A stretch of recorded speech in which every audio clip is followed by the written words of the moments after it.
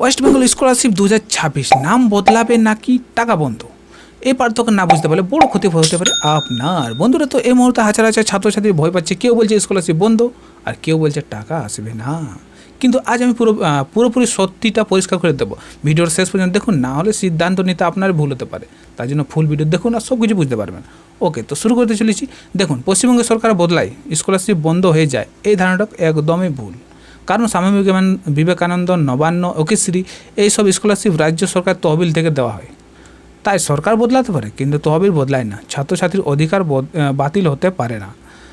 আর এখানে বলতে হয়, আমি পরিষ্কার করে বলে দিচ্ছি, যাদের স্যাংশন হয়ে গেছে, যাদের রেলন কমপ্লিট, যারা অ্যাপ্লাই করে রেখেছেন, তারা সবাই টাকা পাবে। হ্যাঁ, ভোটের কারণে একটু ডিলে হতে পারে, টাকা বন্ধ হবে না, আর আবেদন বাতিলও হবে না।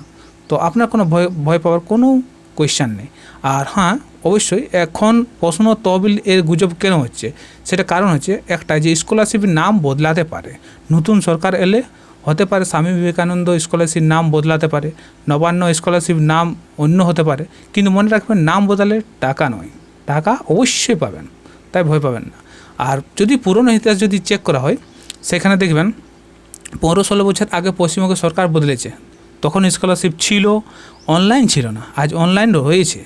সময় বদলাচ্ছে, টাকা অঙ্ক বেড়েছে, সিস্টেম আধুনিক হয়েছে, তাই কিন্তু স্কলারশিপ বন্ধ হয়নি। বুঝতে পারলেন?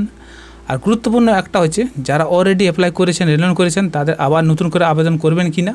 একদম করবেন না। যা করা আছে সব ঠিক। আর ভুল খবর শুনে যদি আপনি ভুল পদক্ষেপ নেন, নিজেরই ক্ষতি হবে অবশ্যই। তো এই ভিডিওটি অবশ্যই আপনার বন্ধুবান্ধবদের সঙ্গে শেয়ার করুন, যাতে এই ভুলটা ওরা করে না। আর যদি ফেসবুক থেকে দেখছেন তো ফলো করুন, আর ইউটিউব থেকে দেখছেন তো লাইভ সাবস্ক্রাইব করতে ভুলবেন না।